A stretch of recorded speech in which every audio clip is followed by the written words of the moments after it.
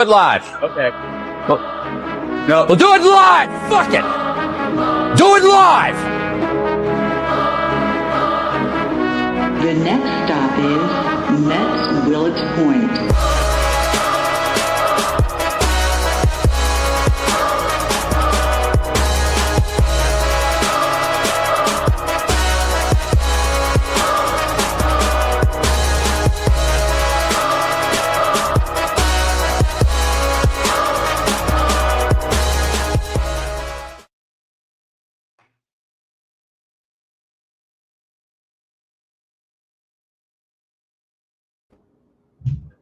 What's up? What's good, everybody? And welcome back to Queens Baseball Live, episode 15.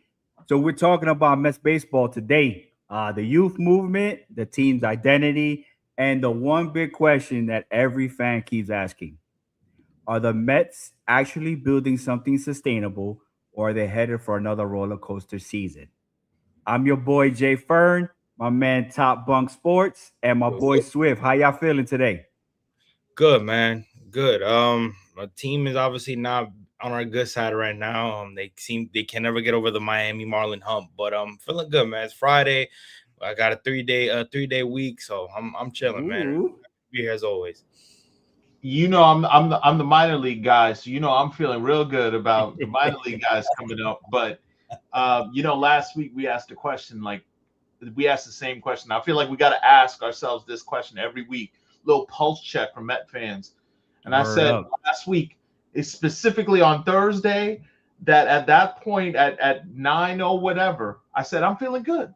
And you know what? I'm still today, because I think I've come around to where this season is kind of going, and I like the path in terms of Stearns saying, you know what, I might have my answers in house. So we're gonna get into all of that in this show and many others, but we'll get into that answer. So Jay Fern, all right, yes sir. All right, so make sure you hit that button. All right, that like button. Make sure you subscribe to the channel and drop your hottest Mets take in the comments right now. All right, because we're gonna start talking. So let's get into it. So as I mentioned before, the youth movement is changing the New York Mets. All right. So let's start with the biggest thing happening around our organization right now, right? The Mets youth movement. So we keep hearing names: AJ Ewing, Carson Bench, Nick Morabito, and for the first time in a while, us here at Queens Baseball are actually are excited about our farm system. It seems like we've done all these drafts and trades and so forth, and it's starting to feel like the Mets youth movement is finally moving on. All right. So if it does feel a little different, I ain't gonna lie to you, man. I'm feeling really good with the movement. We're athletic, we're fast, they're versatile. So, and I honestly, man, I feel like the Mets need that. As Gary Cohen mentioned today, this is the first time that the Mets have started a all rookie outfielder for the first time this early in their entire existence. So, here's my question to you guys, and we'll get started. If a superstar becomes available at the trading deadline and the Mets are in contention, are you trading any of these guys?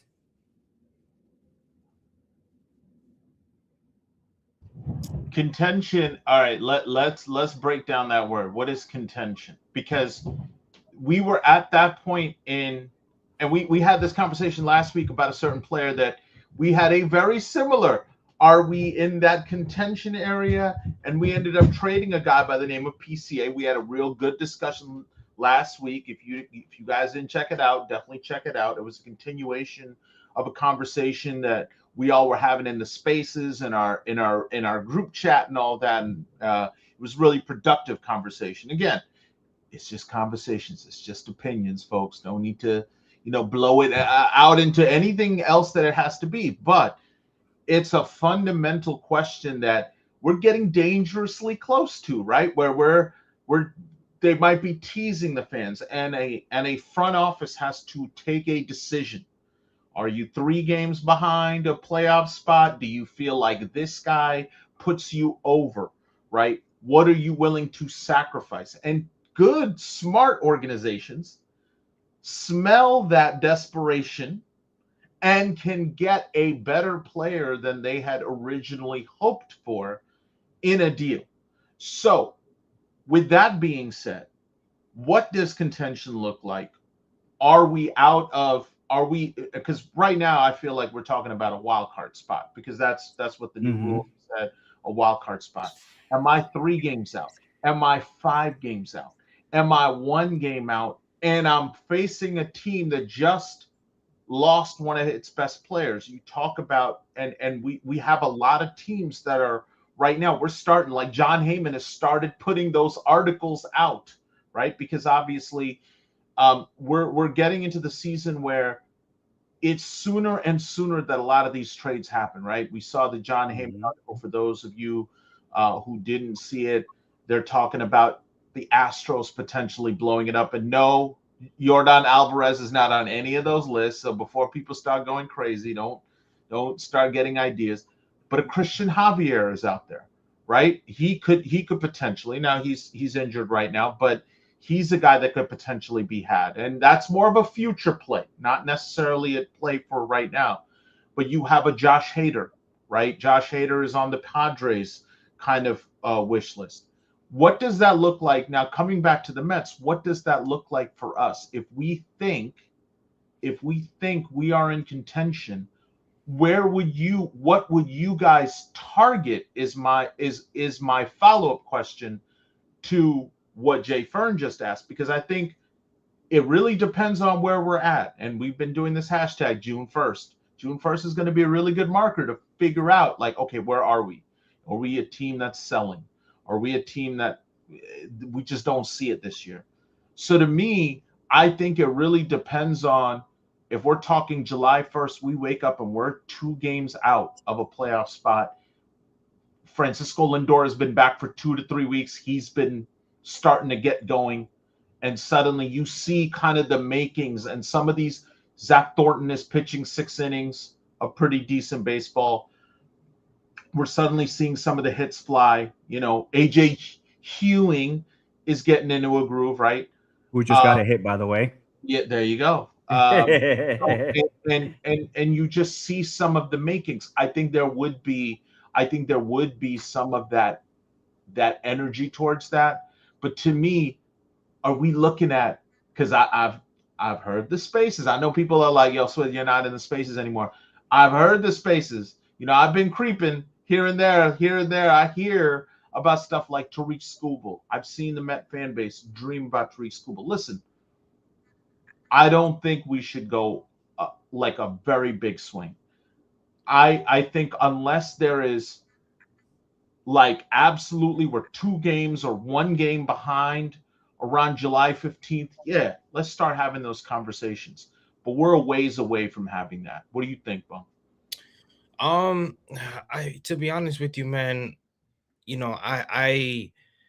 it's hard to tell, right? You bring up June 1st as a pinpoint of where we see where this team is going to be. The problem is they're so inconsistent. You don't know. They come into a series, they lose 2 out of 3. The next series, they magically appear and take 2 out of 3. Then the next series, they drop, and then they win the next one. You don't know with this team. Then again, I don't think a lot of people are gonna agree with me. If they do happen to be in contention and they do happen to go over 500 with Francisco Lindor coming back, I stand pat. I stand pat for a couple of reasons. Number one, I don't think it's fair to the kids that you've given them this leeway, and then all of a sudden, we're gonna move them and bring in a superstar, which, number one, I don't even know. Because there's a lot of options there that they could, scramble with. But at the same time, it's like, Ewing's kind of coming around. Benj is starting to hit the ball hard. You got guys like Juan Soto, Francisco Lindor, and Vets and Bo Bichette who like playing around these kids. They feel the energy. So if I'm going to bank on something, I'm going to bank on that my veterans pick up the steam with the kids that are up here. Nick Morabito is just here. Nick Morabito has a lot to offer while he's here, because you don't know if Luis Robert Jr. is ever going to come back. You don't know if a Polanco is ever going to even play the field, for that matter, to where you have to have him as a DH because of how bad his injury is. So, I think you stand pat with what you have. You hit the fan if it doesn't go well, and if it does, and you end up pulling out a spark, you end up pulling out a surprise, and you end up making a wild card with this young team. At least they said, listen, we're gonna go with our gut, and we're gonna go with what we took a chance on. They took a chance on Carson, they took a chance on Nick Morabito, they took a chance on Ewing, and the vets that they have here, they took a chance on them, bringing them and allowing them to say, hey, we want that veteran presence here because we feel like we could win with you. And at the end of the day, I'd rather do that because it sets you up for what you're going to be next year. A School Bowl is in terms of this rotation, yeah, it's a risk because this rotation is very streaky, but at the same time, you go out there and get a School Bowl and you don't even know if he's the same because of how bad this elbow injury is.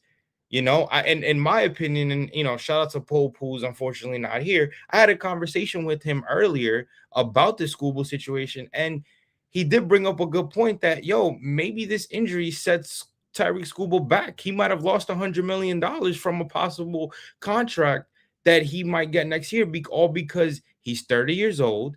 You don't know if that 30 years old sets him up in a negative effect for the long term. So you're going to pay this guy $200 to $300 million plus, and you don't even know if he's going to be the same pitcher because of how bad this elbow injury is. So I'd rather just stand back, deal with what I know, and listen, if I make the wild card, I do, and let it ride from there. If I don't, I don't. And at the end of the day, this is a learning experience to say, listen, now I can pivot to a more comfortable situation because as David Stearns, this is a team that I brought in. This isn't a team that was given to me just based off what they. This is a team that I created. So now I can pivot whether we make the playoffs or not. So I'd rather stand pat.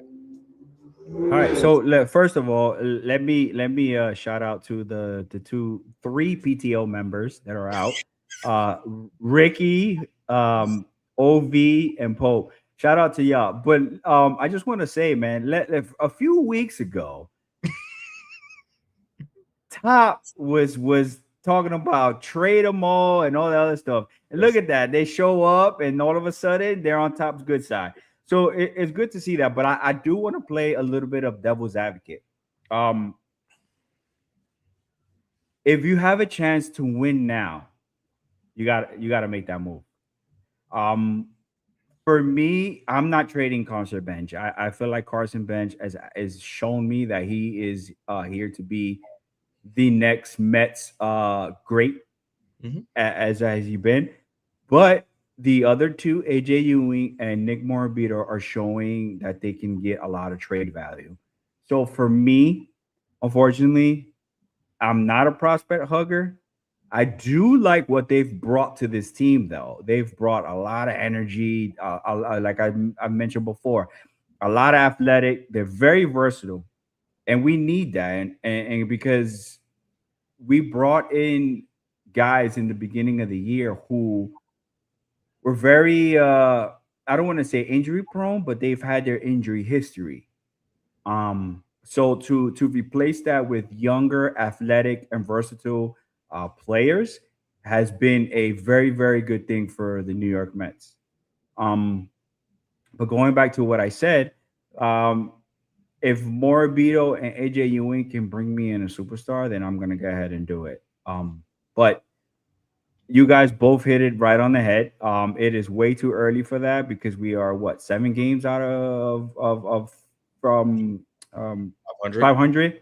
Yeah. So right now that conversation is lead into it.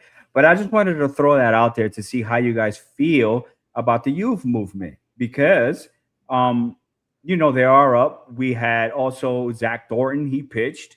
So I want to get a take on what you guys saw and how you feel about his first outing. So Swift, you the minor leagues guy. So let me know what you saw on Zach Thornton's outing, and do you think that he has a spot here in the 2026 Mets? I felt like Zach Thornton was exactly what he was as advertised. He threw low 90s. He was a control pitcher. I think I think in that first inning where he gave up the 3 runs, I think he was, and I don't want to take anything away from the home run that he gave up, because that was just a hanging slider that he just got cooked. But to me, there were a couple of strikes that they left out on the table. And I think what's happened is the Mets have, we talk about the ABS challenges. I'll be nice and polite to say our ABS challenges that our guy Francisco Alvarez, shout out to him whenever he comes back 2 months from now. But he was doing that very early in the game, putting us kind of at a disadvantage. We saw that he had a little bit of an issue with, getting those calls correct a little bit. Let's be honest, like he wasn't doing that great. I think there were a couple of strikes that we left out on the table, because I think as a team, we've seen that they're not doing any of the ABS challenges in the first couple of innings. They're just not going to do it. I've seen some of the catchers do this, and then they're like, oh, right, they told me not to do it. And I think Hayden Senger wanted to, but I think there's kind of a team-wide edict where they're like, nope, we're taking it away from you. It's kind of like parents taking toys away from kids when they mess up. It's like basically like, nope, mom and dad said, nope, we can't do that. So now it's like anything 5th inning and beyond. And I get that, because I think if you watch, interestingly enough, right now the San Antonio Spurs and the Oklahoma City Thunder are playing as we're recording this, as we're doing the live. And the interesting part was there were a couple of flops that Oklahoma City did, but that was because the Spurs had won 2 challenges, overturning calls, and they ran out of challenges. So it was basically the challenge system had kind of worked for those first 2 calls, but it didn't work because it's not like an unlimited situation. Whereas in baseball, it is kind of like you keep getting a challenge if you don't get it, if you get it right each time. But the ABS is so difficult because of how much movement a lot of these pitches have. So I didn't really blame them. But the Zach Thornton that we saw after that, right? Then another 3 innings, he was pretty steady most of the way. A lot of things that we've seen from the pitchers on the Mets is an interesting thing that Gary Cohen said on the broadcast was one of the pitching coaches said we had to teach Zach Thornton to throw balls. And the way he explained it is sometimes you want to show a hitter a pitch away or down as a ball. You want to get it where it's not a place where they can hit it, because you want the tunneling effect from a pitch that was a strike. So you want them to think it's a strike, but it's actually going to be a ball. And they had to teach him how to do that because he's such a control pitcher. I thought he did fine. I think a lot of people got on Morabito because it kind of cost him, that Little League Grand Slam. I just saw a guy hustling to make a play. And worse was he cost him another run when he ran to get that at the wall. But I just saw another young guy trying to run and make a play, which you can understand from the perspective of he was called up. And I was telling people, like, he's not going to be AJ Ewing. He's not expected to be Carson Bench. He's expected to be a Tyrone Taylor, meaning he's probably going to play in kind of a situational role. Tonight the young guys are all playing against Miami. It's really interesting, right? They have Jonah Tong pitching right now. They've got like the youth movement on full blast. Full blast. And I think it's great as the minor league guy. I think it's great. I think what you're seeing though, what we saw this week from those guys were exactly what they were advertised to be. You saw a control pitcher. It's not going to blow you away with a lot of gas. And you saw a really good defensive center fielder, right? That's going to try really hard. He's not that great of an offensive profile. That has to be worked out. Very much a Tyrone Taylor, right? He might get you a hit, get on base. He's got speed to swipe bags. He's basically going to be what Acuna was last year. He's going to be a situational runner, right? So all those roles, those are important roles to have. It's really good. That means you're not spending $2 million on a guy on a major league contract. You're spending 100,000. You're saving a lot of money by having guys that can kind of give you that value. So I think those guys are important. I know people are going to be like, well, why is Morbido in the lineup? He's not hitting. Why is Thornton just so you don't spend 10 million or 25 million on Sean Manaea, right? You're not spending 25 million on Sean Manaea because you got Zach Thornton, who can probably do better than Sean Manaea, and he's going to be worth what, 300,000? That's huge. And I know nobody's going to feel sorry for us with the richest owner in baseball, but it's still huge. What'd you think, Bump? Yeah, I mean, listen, to me, it's more of a situation where, you got a guy like Nick Morbido who is showing a lot of power in the minors, and then you got Ewing who's hitting the ball great in the minors, and again, it's like I said in my last take, it's to provide a spark, to provide a spark and to provide a different outlook for this team.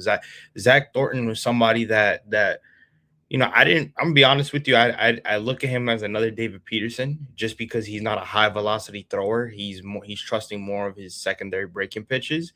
But the fact that he gave up those 4 runs, and obviously part of it was, part of it was the defense, but the fact that he gave up those 4 runs and still managed to get 8 strikeouts, to me, I'm that's a real positive sign for a kid who's getting called up here to start a game. And he even said it himself in the post game, like, I'm nervous after every game. So imagine, being nervous after every minor league game that you're pitching, and then you're coming up for your first start in the majors. Something that you work so hard for, you finally get that opportunity. Like, for the fact that this kid, dealt with a little bit of adversity, but still managed to show something out of that. It's very telling, and I think that's the message of this whole thing, is that we have a farm system that we can still get behind and still trust, whether it's our guys on the field, or our guys that are in these rotations and our pitchers. There's a farm system that they believe that they can continue to build on, no matter who's here. And I think they've shown that. Like, listen, at the end of the day, if we're gonna try to turn this thing around, I'm gonna do it with the young guys that I think that I think can be up here to help. So, I think Zach Thornton still has an opportunity here. I think even though he gave up those 4 runs, there was a lot to show within his command, the way he was able to bounce back after giving up those 4 runs. And I think he's made himself a case. But yeah, there's a pros and a cons with him. But I like the fact that he was able to bounce back after giving up those 4 runs. Yeah, I mean, I agree with you guys both, man. I think that having him up here could be one of those things where, like Swift said, we're saving money from signing a Sean Manaea who can barely throw 90 miles per hour. And you're getting him for $300,000 as opposed to $25 million. So the one thing where I do give credits to David Stearns, and this is going back to Milwaukee, has nothing to do with the Mets, is where that he can find those rookies and those players who are not making a lot of money, and to perform above expectations and be able to save the ball club a lot of cash. So right now with the youth movement, I feel like he is slowly starting to understand, and is like that his signings didn't work. Some of them they're not just, it is not working. And he now has to put his trust into the youth movement, into guys that either he drafted or in this ball club, and he feels that are going to make and be contribute to the team. So I mean, for me, it's like what I saw from Zach Thornton. I don't want to say he's David Peterson, because I feel like that would be a kind of like a disrespect to Zach Thornton, because David Peterson right now isn't the best thing. But I do understand why people say that, because of the low velocity. But this guy has way better control. I think that he does have a spot here in this rotation. Um, it's okay. So it goes down to the point where now we have to start thinking about what are we actually going to do with the other two guys who are actually making money, which is David Peterson and Sean Mania. Do we just let this rookie just take their spot? And Sean Mania pitched okay today. He did pretty. I thought he was okay. I think he earned the tribal chief, not tribal thief, name. But I don't feel comfortable paying somebody $25 million when they're coming off the bullpen. That's Right. insane. So that's where we're at now, and it sucks, man. But I do like the fact that our youth movement is for what it is right now. I mean, it was rough the first month and a half for Carson Bench, but man, whew, he's been putting it together, and he had two great hits that were robbed today. I want You to ask got you guys a question, though. I want to ask you guys a question. Do you give David Stearns credit for bringing these guys up, or do you not give him credit because it's kind of this is what you had to do because of the offseason and what happened? Where do you guys stand on that? So let me go first.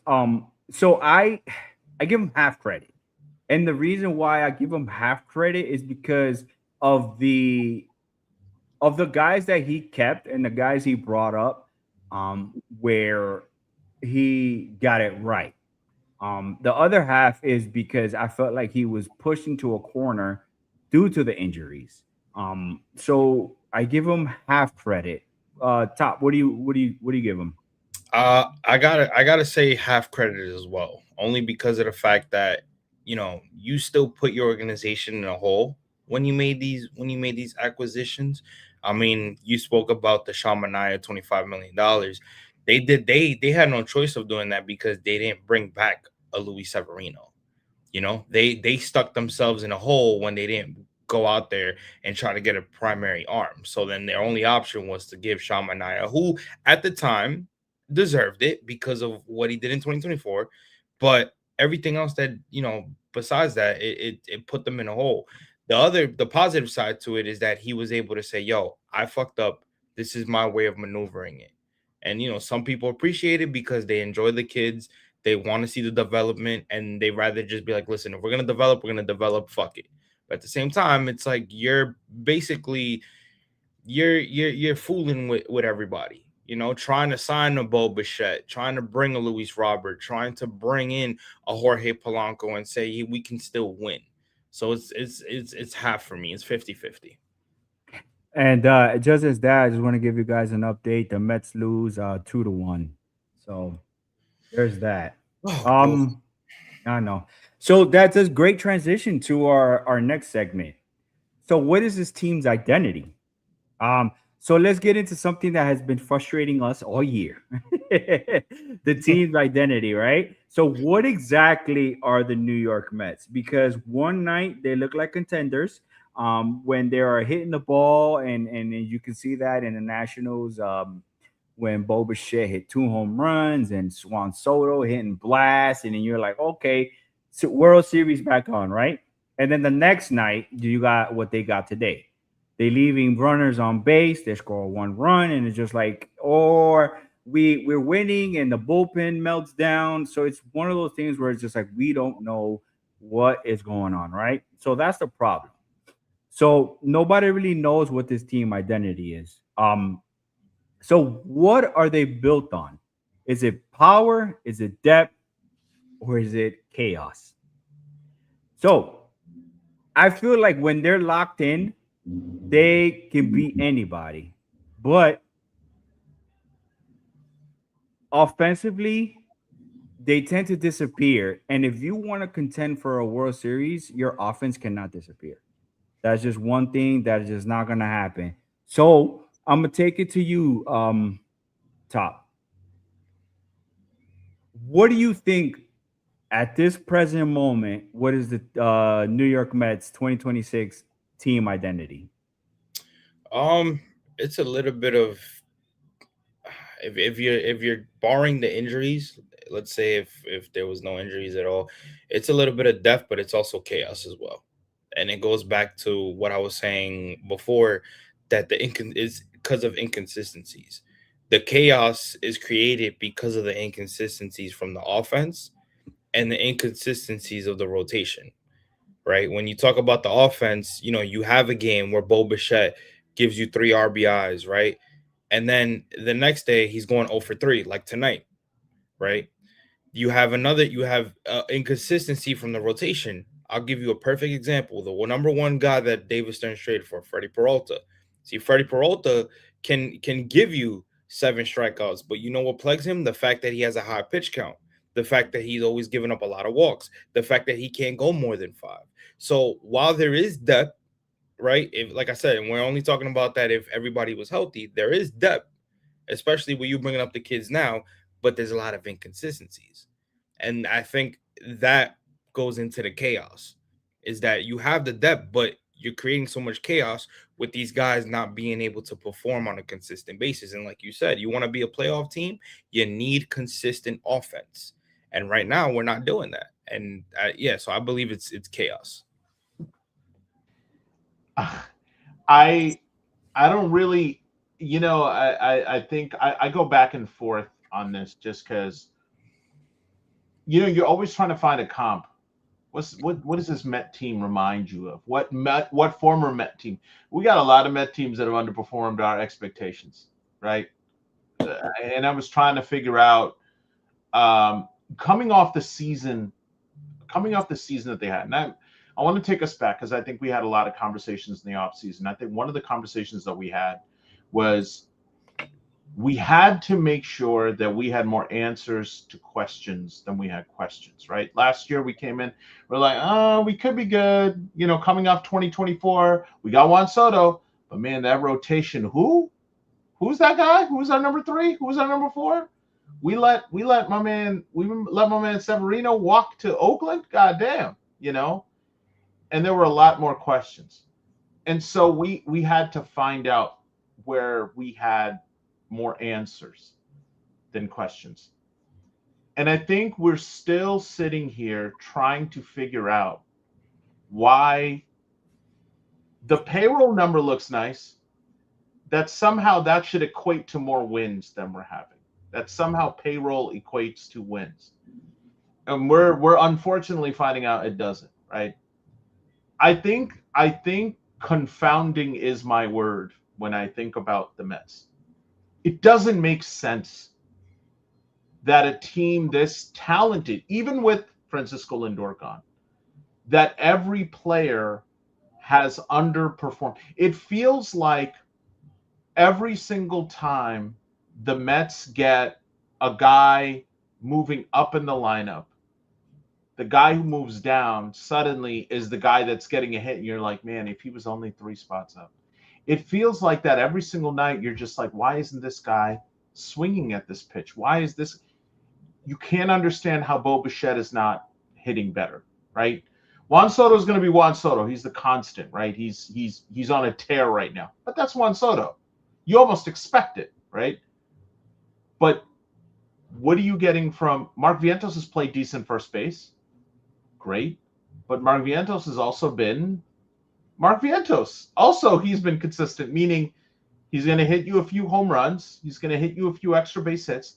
And then he's going to look like he's never seen a slider before in his life. And it's off the plate, and that man is swinging. He's swinging at 3, and you'll see him strike out in 3 pitches. I mean, it's confounding this entire team. That would be the way that I look at it.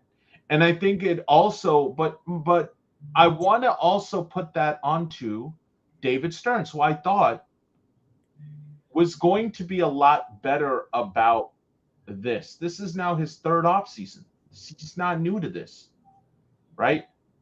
We were told that he would marry analytics and a big market kind of mindset, and he hasn't done that because, yes, he's given the $40 million contracts out, but he's not getting the talent because he has to give wild AAVs because he doesn't want to hand out 5-6 year contracts. You know what I'm saying? There is a very big difference.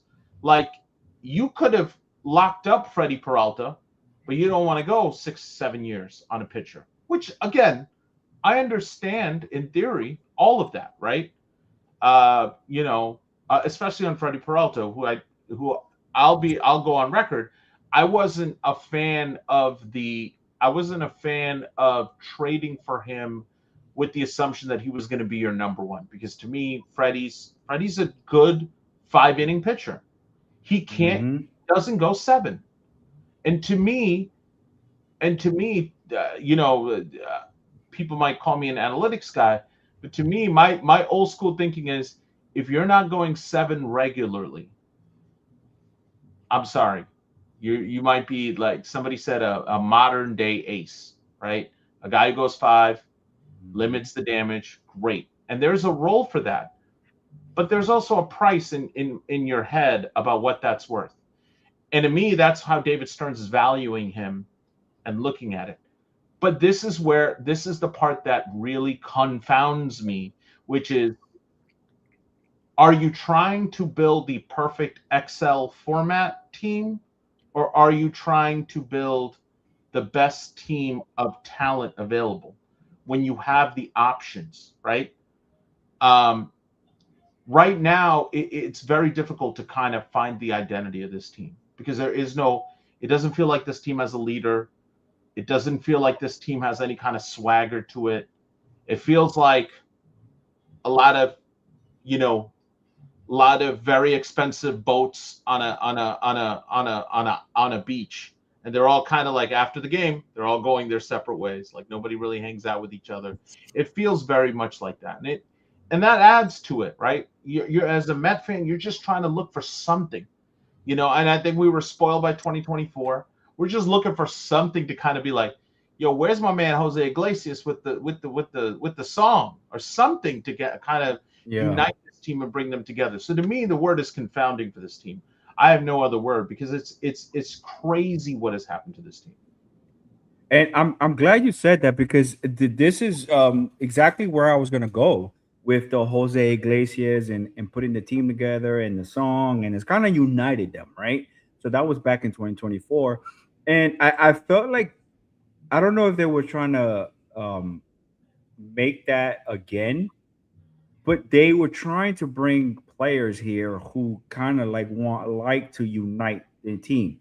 With Freddie Peralta and him talking about he likes to do barbecues at his house and bring the team together and things of that. So it was like he was trying to bring a vibe of the team and kind of like have everybody kind of go on a war together and not have this individualism and all this other thing. But it just seems like to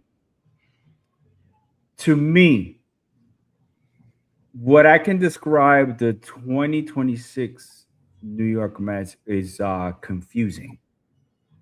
And what I mean by that is, like, I feel like they want to contend, they want to win, but they don't know how to.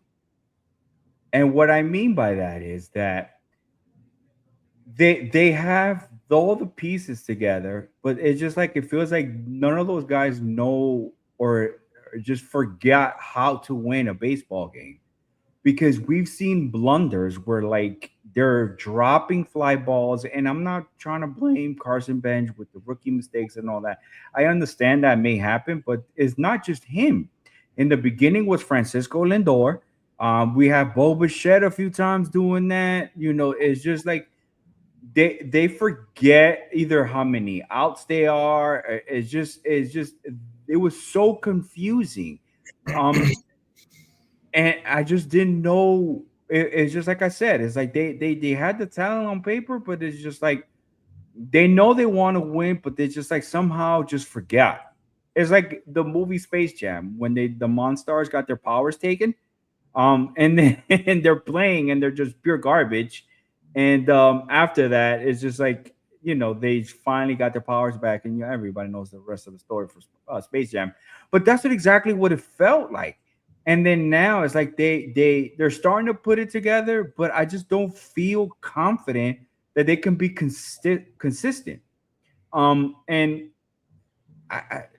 for me, is their identity is confusing. I don't know how else to what other word to use.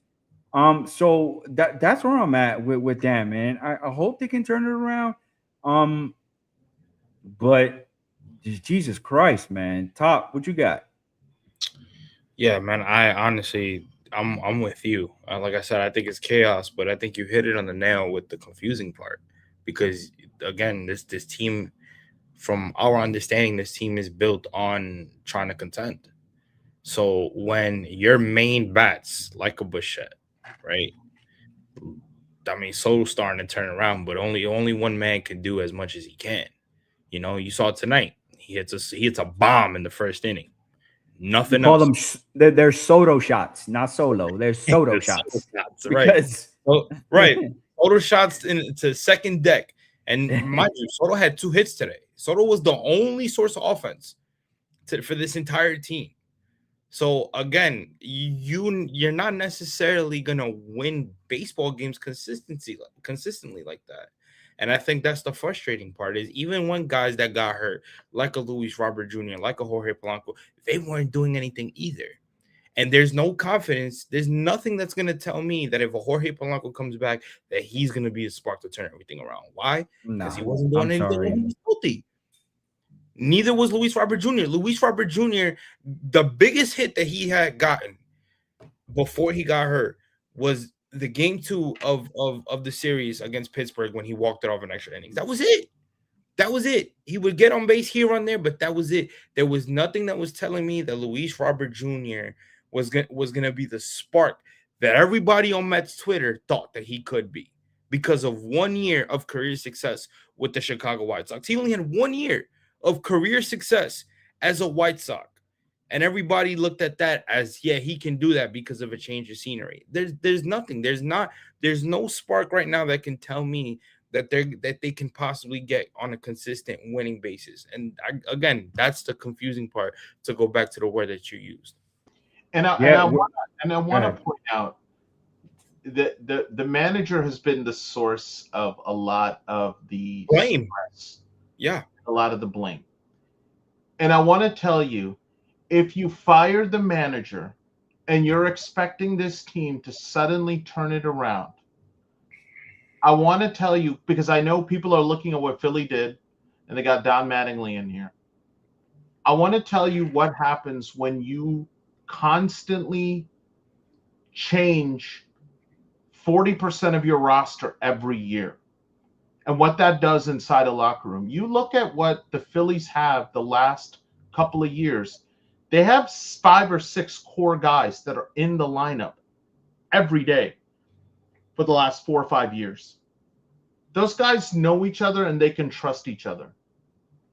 That doesn't exist on this Mets team.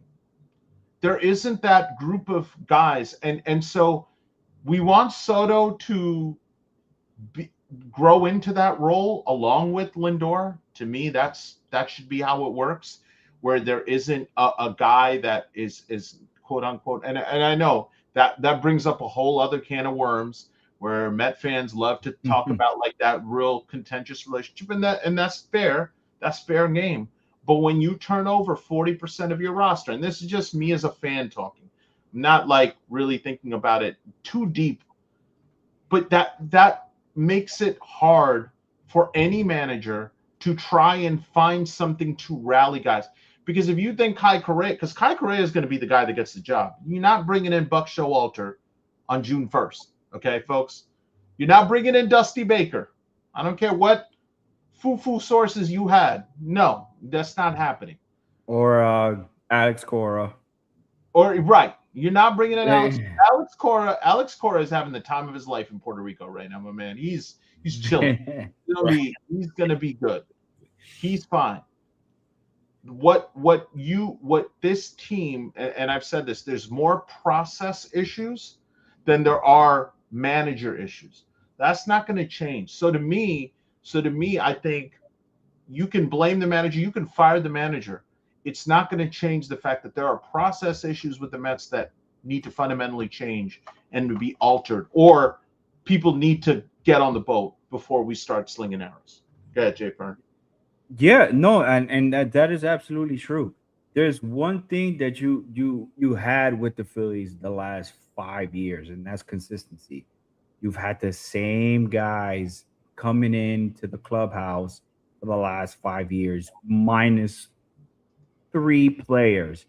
So they have that trust, and like you mentioned, Swift, they have all that together. So if you change the manager, yeah, it's a different voice, but it's been the same guys. In 2024, we had one lineup, we had one a set of a group of guys, and then in 2025, half of that roster was gone. So now you're trying to create a different identity and it didn't work out or whatever the case may was. And then boom, now in 2026 is the same thing. A bunch of those guys left, and then now you're trying to create an identity for the team. It's not going to just happen overnight. So it's really hard. And I'm not trying to say that I'm here sticking up for Mendy, because I'm not. I don't think he's the right manager for this organization.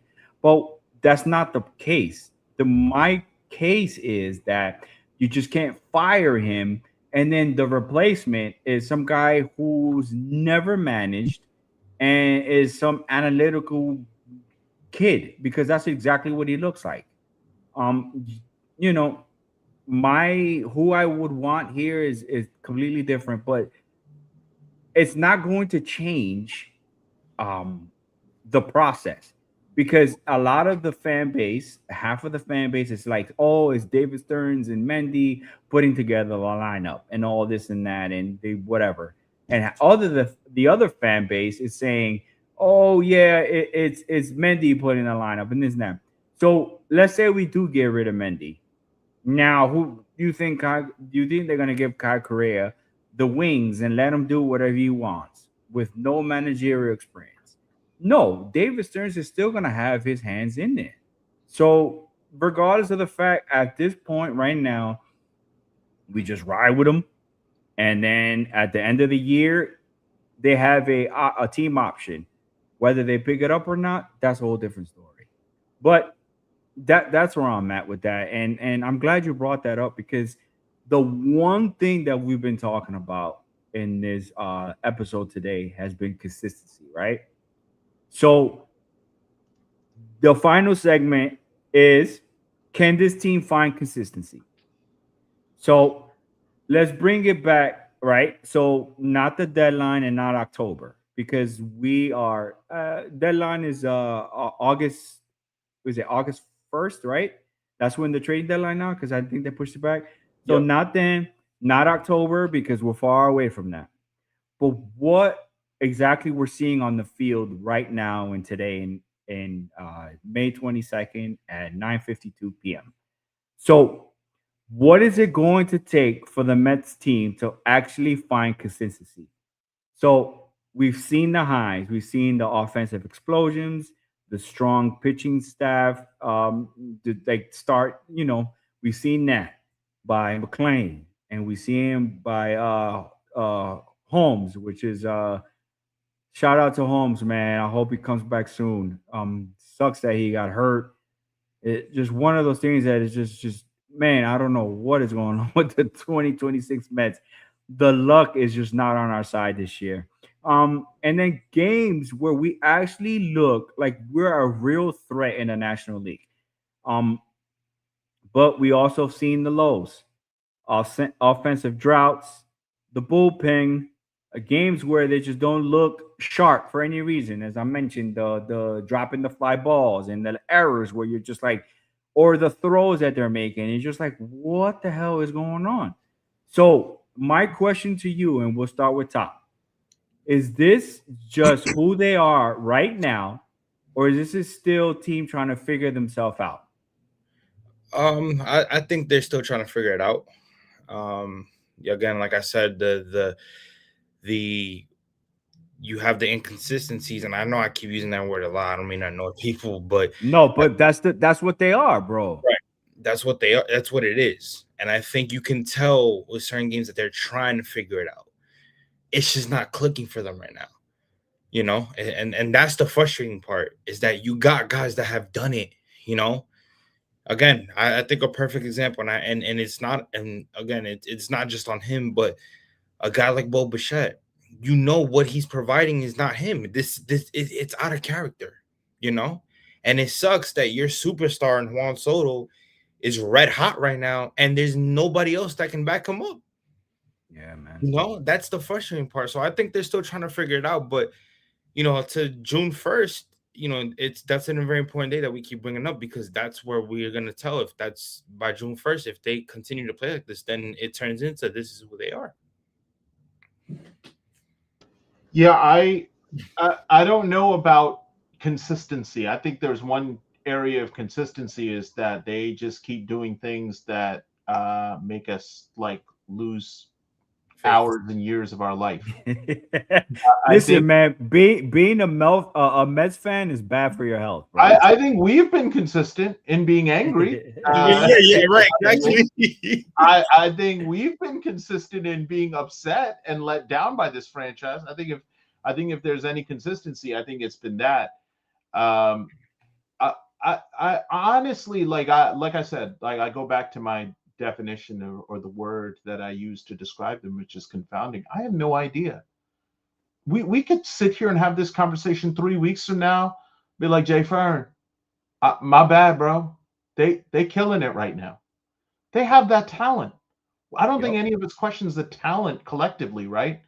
If you would have told me today that Bo Bichette didn't work out, oh, we were all shaking ass for him.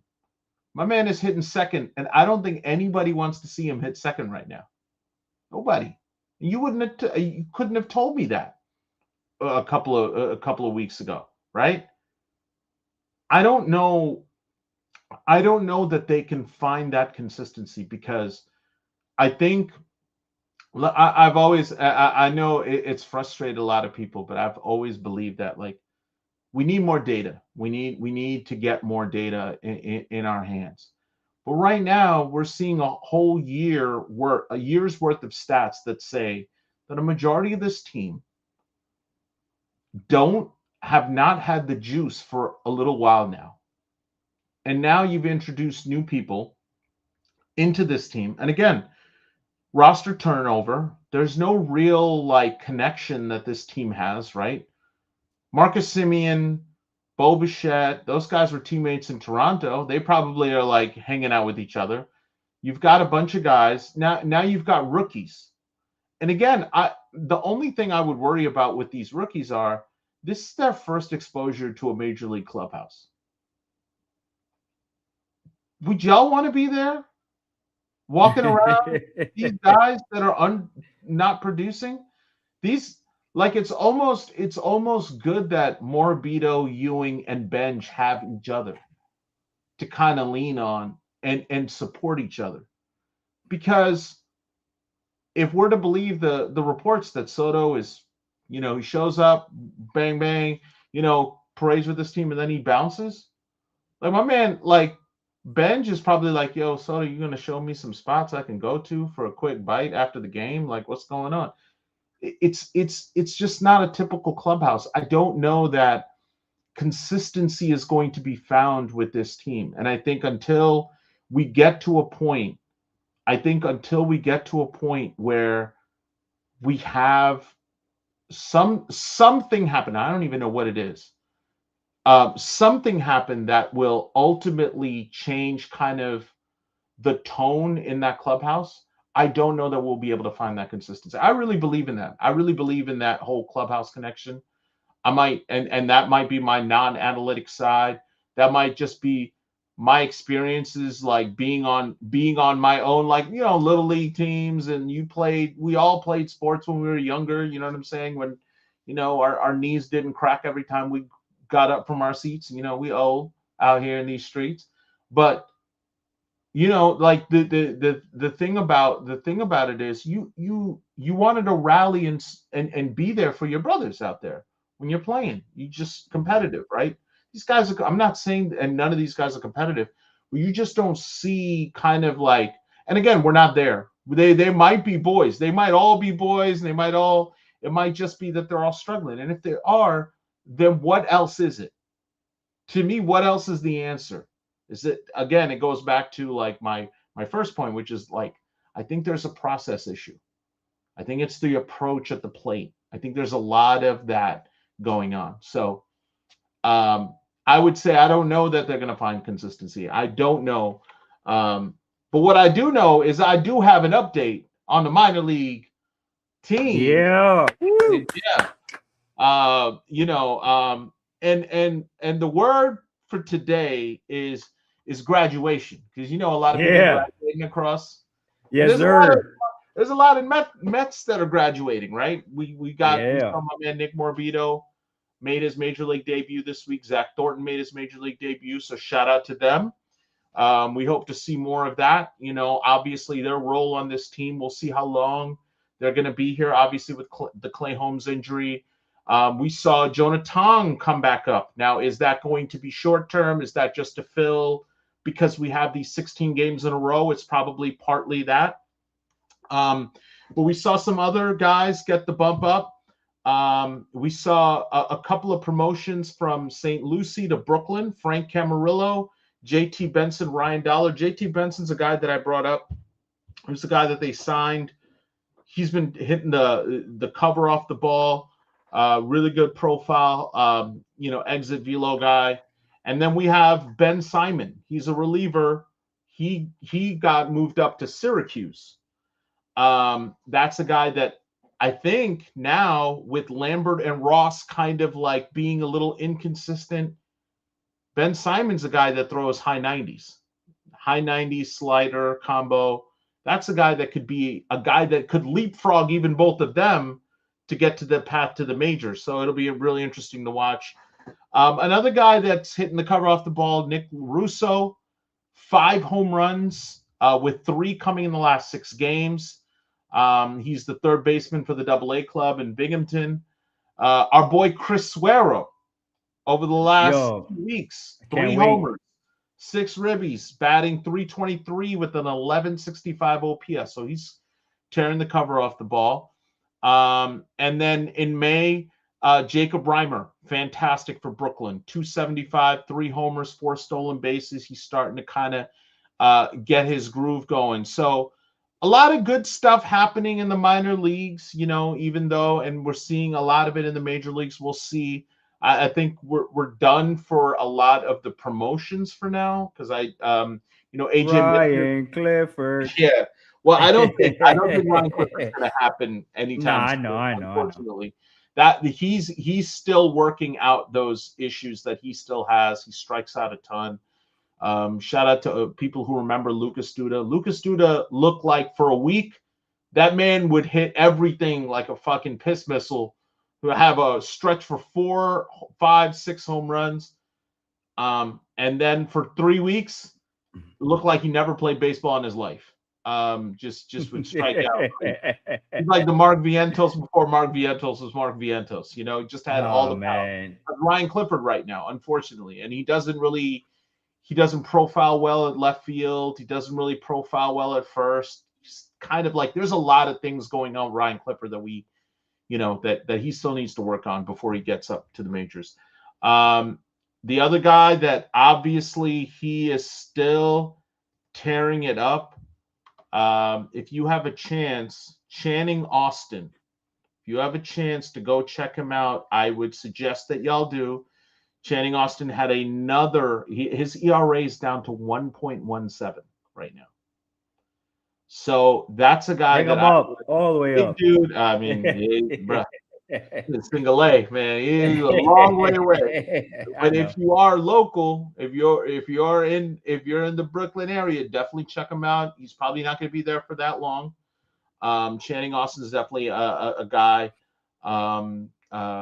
that is certainly going to be moving up in the world of prospect lists. So definitely check them out. We've got a lot of guys. I think we have 6 guys that used to be on prospect ranking sheets that are right now playing in our minor league, on our, like 3 guys at least that are playing right now. So shout out to the Mets minor league system. I mean, they keep cranking these kids out. Hopefully, a couple of them, we're seeing a lot of promise with Benj and AJ Hewing. We're going to see how Zach Thornton comes back, right? Who knows how they're going to use Jonah Tong? Is he a bullpen piece? We've talked about his inconsistency even in the minors. Very high strikeout rates. Maybe his role is as a reliever, right? 2 innings, gives you dominant shutout stuff for 2-3 innings. He could be that guy. It seems like the Mets are profiling and going with those guys to fill out the bullpen pieces, right? Hey, here's a $25 million 2-inning guy in Sean Manaea. Here's Tobias Myers who can get us 5-6 outs. Maybe that's the way that they're kind of like pushing. So who knows? But that's the minor league report for the week. Well, appreciate you, man. The only thing I want to say is that I'm just happy that there's no more Craig Kimbrel, bro. Like that guy, Jesus Christ, man. But so I want to thank everybody that is watching. Thank you for the comments. We didn't get to them today. It was kind of like a conversation between us, but we did see them. So shout out to Patty. Shout out to G Money Stacks. Eva, we see you. Shout out to Pope. Even on PTO, he's locked in. So we appreciate on that. So heading into the next stretch of the season, I want to leave you guys, Top and Swift, and the rest of you guys that are watching, with a couple questions. Can this group actually put together sustained consistency, or are we going to keep getting flashes of dominance mixed with frustration? All right.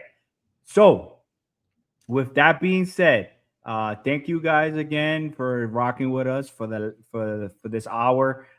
It was a very short episode. We appreciate y'all, man. Thank you. Make sure you go like, subscribe, send it to your friend, and tell your friend to send it to a friend.